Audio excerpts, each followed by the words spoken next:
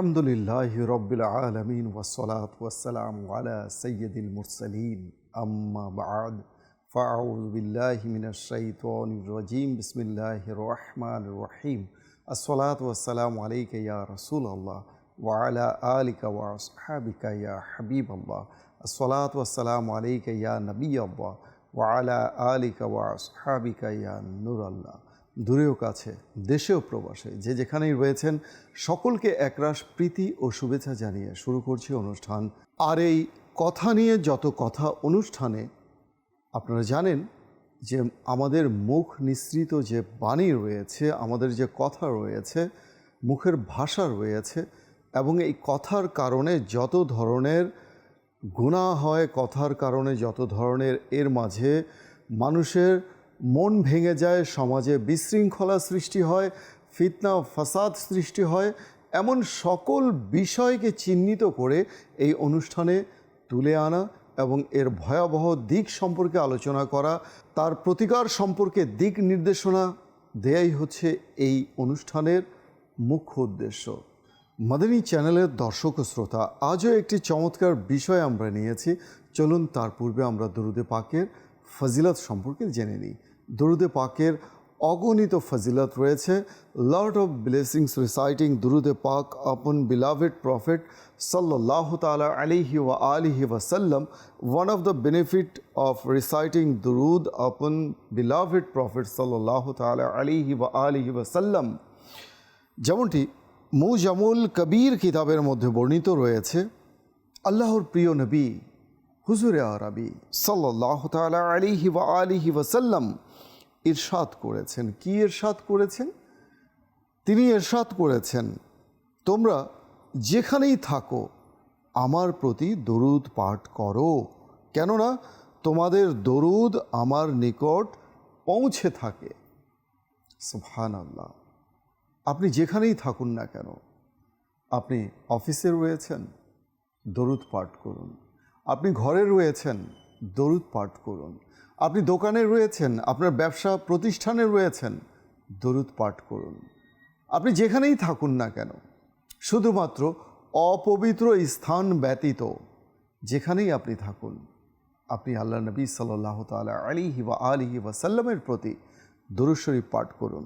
আর এই দরুদে পাক এমন এক মহান আমল, এমন এক শ্রেষ্ঠ আমল, এমন এক চমৎকার একটি আমল, যেই আমলের মাধ্যমে বান্দার বিভিন্ন ধরনের পেরেশান, বিভিন্ন ধরনের বিপদ আপদ, বিভিন্ন ধরনের প্রয়োজন যা কিছু রয়েছে, অসুস্থতা বলি কিংবা যে কোনো ধরনের মানসিক চিন্তা, সব কিছু আলহামদুলিল্লাহ এই দরুদে পাকের বরকতে দূর হয়ে থাকে। বলা হয়ে থাকে, হর দর্দ কি দওয়া হ্যায় সাল্লে আলা মুহাম্মদ, অর্থাৎ যে কোনো রোগের শিফা হচ্ছে, আরোগ্য হচ্ছে এই দরুদে পাক। তো কাজেই এই দরুদে পাক যদি আমরা পাঠ করি, আর এই দরুদে পাক পাঠে যদি আমরা অভ্যস্ত হয়ে যাই, তাহলে আমাদের দুনিয়াও সজ্জিত হয়ে যাবে, আখেরাতও আমাদের জন্য সজ্জিত হয়ে যাবে। আমরা দুনিয়া ও আখেরাতে উভয় জাহানে আমরা সফলতা লাভ করব। আল্লাহ তাআলা আমাদেরকে বোঝার তৌফিক দান করুন। এই দরুদে পাক পাঠের জন্য কখনো দৃঢ় ইচ্ছা আমরা মনে অন্তরে পোষণ করি না, সংকল্পবদ্ধ হই না যে আজ থেকে আমি দরুদে পাক পাঠ করব। আর দ্বিতীয়ত হচ্ছে দোয়া। এই দোয়া এমন এক শক্তিশালী বিষয় রয়েছে যা বান্দার সাথে স্রষ্টার যে একটা রিলেশন রয়েছে, স্পিরিচুয়াল যে একটা রিলেশন রয়েছে, এই বন্ডিংটাকে ফিক্স করে দেয় এই দোয়া। তো কাজেই এই দোয়ার মাধ্যমে তৌফিক চেয়ে নিতে হবে। আমরা অনেক সময় বলি না যে আল্লাহ তাআলার ইচ্ছা ব্যতি রেখে গাছের একটি পাতাও নড়ে না, তাহলে আমরা ইবাদত কি করে করব, আমল কি করে করব?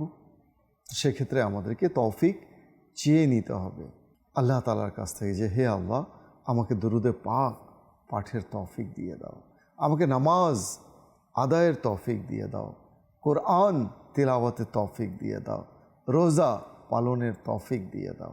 এরকম প্রতিটি বিষয় আমরা আল্লাহ তাআলার কাছ থেকে তার তৌফিক চেয়ে নিতে পারি। আল্লাহ তাআলা আমাদেরকে বোঝার তৌফিক দান করুন। দর্শক, আজকের যে বিষয় আমরা সিলেক্ট করেছি তা হচ্ছে সদালাপ। এই সদালাপ যাকে আমরা বলি, অনেক সময় যার কাছে সদালাপ রয়েছে, অর্থাৎ মিষ্ট ভাষা, যেটা মানুষের সাথে একটা মিশুকতা, মানুষ অনেক সময় আমরা বলি যে লোকটি মিশুক, অনেক সময় আমরা বলি লোকটি সদালাপী ছিলেন, মানে তার কথা কোমল ভাষী, যাকে বলি মৃদু ভাষী, কোমল ভাষী, সদালাপী, এমন কথা আমরা বলে থাকি। আর এই সদালাপ এমন এক বিষয়, মানে মিষ্ট ভাষাও বলতে পারি, কোমল ভাষাও বলতে পারি, মৃদু ভাষাও বলতে পারি। এটা আল্লাহ তাআলার পক্ষ থেকে অনেক বড় এক নিয়ামত, অনেক বড় এক নিয়ামত। কথায় আছে যে যার কথা সুন্দর, অর্থাৎ যে মিষ্টভাষী, তার মরিচও বিক্রি হয়ে যায়, কিন্তু যে কর্কশভাষী, যার কথা ভালো না, অর্থাৎ যার কথা শুনতে ইচ্ছে করে না, কর্কশ ভাষা, কথা যখন বলে তার কথার মাঝে মনে হয় যে একটা মারমুখী ভাব, মনে হয় যেন তেড়ে আসছে, এমন ব্যক্তির বলা হয়ে থাকে মধুও বিক্রি হয় না। খুবই গুরুত্বপূর্ণ একটি বিষয়। কাজেই এই যে ভাষা, এই ভাষার কারণে মানুষের ব্যক্তিত্বের প্রকাশ পায়, পার্সোনালিটি, যে অভিব্যক্তি রয়েছে, সেটা কিন্তু মানুষের কাছে প্রকাশ পায়। মানুষ বুঝতে পারে এই লোকটি বিনয়ী, এই লোকটি সদালাপী, আর এই লোকটি কোমলভাষী। একজন মানুষকে যখন 10 জন ব্যক্তি বলবে যে ভালো, তখন আল্লাহ তাআলাও তাকে ভালো বলেন। তো কাজেই আমরা নিজেকে নিজে নিয়ে যতটাই আমরা বলি না কেন, নিজেকে আমরা প্রকাশ করতে চাই না কেন যে আমি ভালো, তো নিজের ভালো তো নিজে তো সার্টিফাই করা যাবে না। সার্টিফাই করবে কারা? অন্যান্য লোকেরা। আপনি কেমন, আপনার ভাষা কেমন, আপনার চলন বলন, কথন শৈলী কেমন, সেটা মানুষ বিবেচনা করবে, মানুষ বলবে। তো কাজেই কথা বলার আগে, এটাও একটা art, it's a art of speech. কথা বলার আগে আমাদেরকে ভাবতে হবে।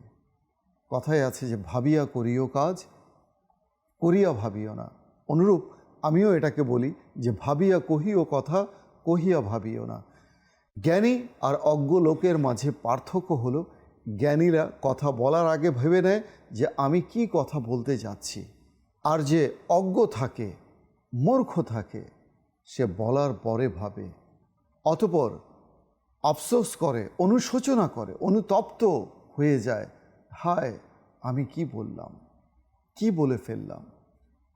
তো লজ্জিত হওয়ার আগে একবার নয় 10 বার ভাবুন। একটি চমৎকার ঘটনা দিয়ে চলুন শুরু করা যাক। খুবই ঈমান উজ্জীবিতকারী ঘটনা এবং আমাদের অনুপ্রেরণা, উৎসাহ বৃদ্ধি করার একটা ঘটনা।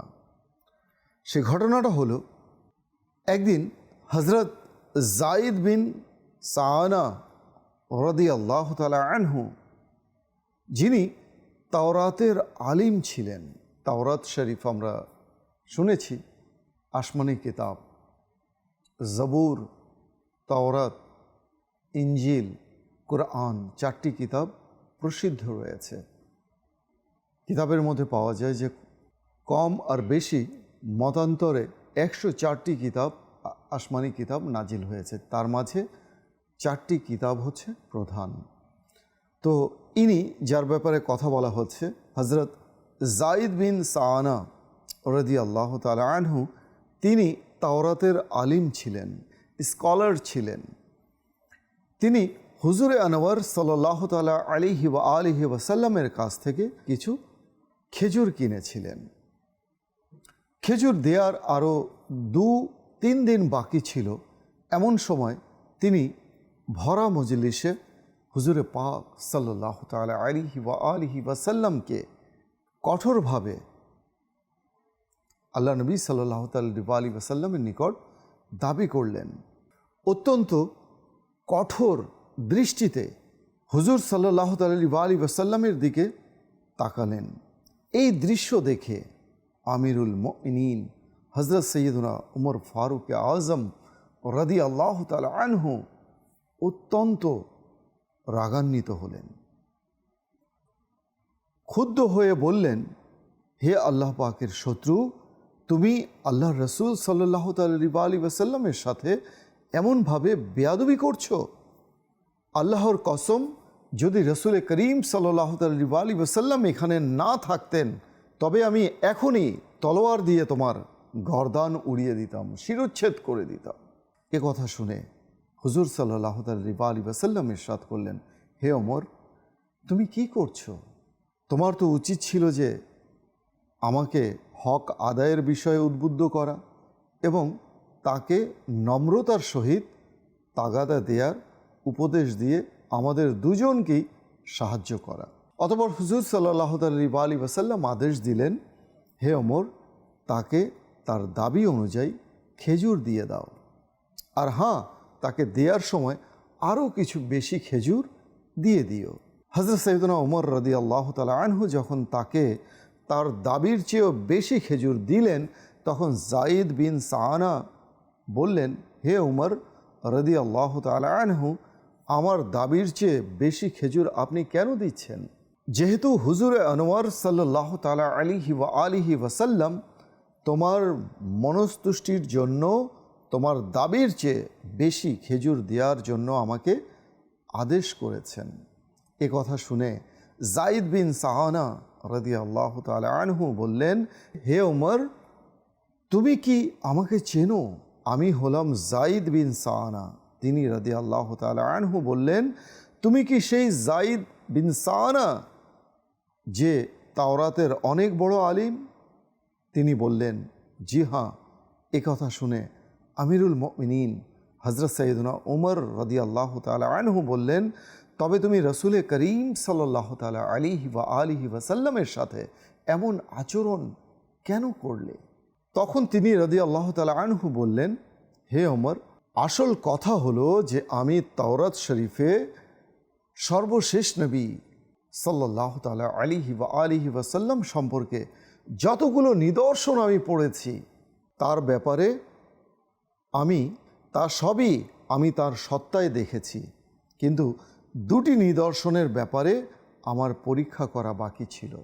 একটি হলো তার নম্রতা প্রাধান্য লাভ করবে এবং যত বেশি তার সাথে অসদাচরণ করা হবে ততই তার ধৈর্য ও বিনয়ের মাত্রা বাড়তেই থাকবে। সুবহানাল্লাহ। সুতরাং আমি এই দুটি নিদর্শনও তার মাঝে আমি দেখেছি এবং আমি সাক্ষ্য দিচ্ছি যে নিশ্চয়ই তিনি সাল্লাল্লাহু তাআলা আলাইহি ওয়াসাল্লাম সত্য নবী। হে উমর, আমি অনেক সম্পদশালী ব্যক্তি। আমি আপনাকে সাক্ষী বানাচ্ছি যে আমি আমার অর্ধেক সম্পদ মক্কি মদনী মুস্তাফা সাল্লাল্লাহু তাআলা আলাইহি ওয়াসাল্লামের উম্মতের মাঝে সদকা করে দিব। অতঃপর তিনি প্রিয় নবী সাল্লাল্লাহু আলাইহি ওয়াসাল্লামের দরবারে এলেন এবং কালেমা পাঠ করে মুসলমান হয়ে গেলেন। সুবহানাল্লাহ, সুবহানাল্লাহ। মদনী চ্যানেলের দর্শক ও শ্রোতা, এই যে ঘটনা, এই ঘটনার সাথে আমাদের আলোচ্য বিষয়ের প্রাসঙ্গিকতা কী রয়েছে, কি সামঞ্জস্যতা রয়েছে, তা হলো এই যে মানুষ বিনম্র, যে মানুষ বিনয়ী, তার ভাষাও মৃদু হয়ে থাকে, মিষ্টভাষী হয়ে থাকে, সে সদালাপী হয়ে থাকে। আল্লাহ নবী সাল্লাল্লাহু আলাইহি ওয়াসাল্লামের চেয়ে অধিকতর সদালাপী আর কে আছে বলুন? আর আজ আমরা যদি সমাজে দেখি, ঠিক এর কন্ট্রোভার্সারি আমরা যদি করি, আমরা যদি এর বিপরীত দৃশ্য যদি আমরা দাঁড় করাই, তাহলে আমরা দেখতে পারি আর সমাজের মধ্যে, পরিবারের মধ্যে স্ত্রীর সাথে দুর্ব্যবহার, সন্তানের সাথে দুর্ব্যবহার, হ্যাঁ, তাদেরকে তিরস্কার করা, তাদেরকে বকাঝকা করা, গালমন্দ করা, মারামারি করা, এই যে বিষয়গুলো রয়েছে, এই বিষয়গুলো কিন্তু ইসলামের সাথে যায় না। আর শয়তান যেহেতু আমাদের পিছনে লেগেই আছে, আমাদের প্রকাশ্য শত্রু, তাই বুঝতে হবে যে যেটা ইসলামের মধ্যে নিষেধ আছে, কাউকে বকা দেয়া, কারোর সাথে রাগ করে বকা ঝকা দিয়ে কারোর সাথে কথা বলা, এটা কিন্তু ইসলাম আমাদেরকে এর অনুমতি দেয় না, কখনোই না। কারোর সাথে দুর্ব্যবহার করা, কারো মনে আঘাত দিয়ে কষ্ট দিয়ে কথা বলা, কাউকে গালমন্দ করা।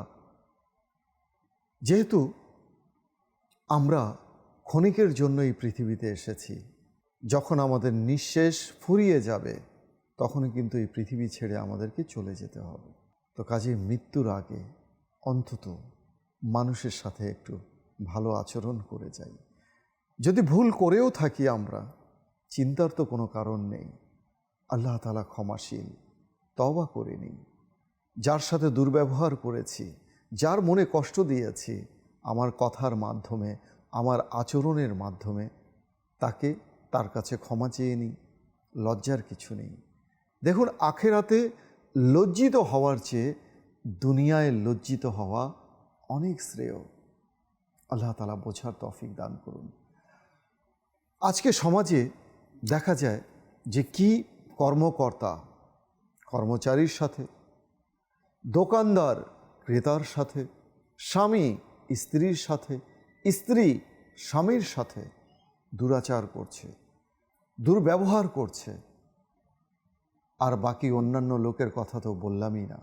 রাস্তাঘাটে অপরিচিত কোনো মুসলিমকে, কোনো মুসলমানকে একটু পায়ে যদি পাড়া লাগে, একটু ধাক্কা যদি লাগে, বা একটু তার জুতোর মধ্যে চাপ লেগে গেল, পা পড়ে গেল, তখনই কিন্তু বোঝা যায় যে তার মাঝে কতটুকু শিষ্টাচার রয়েছে, তার মাঝে কতটুকু ভদ্রতা রয়েছে, কতটুকু তার মাঝে সে মার্জিত স্বভাবের ব্যক্তি, এগুলো কিন্তু বোঝা যায়। তো মনে রাখবেন, যাকে কোনো মানুষ ভালো বলে না, যাকে সমাজ ভালো বলে না, তাকে আল্লাহ তাআলাও পছন্দ করেন না।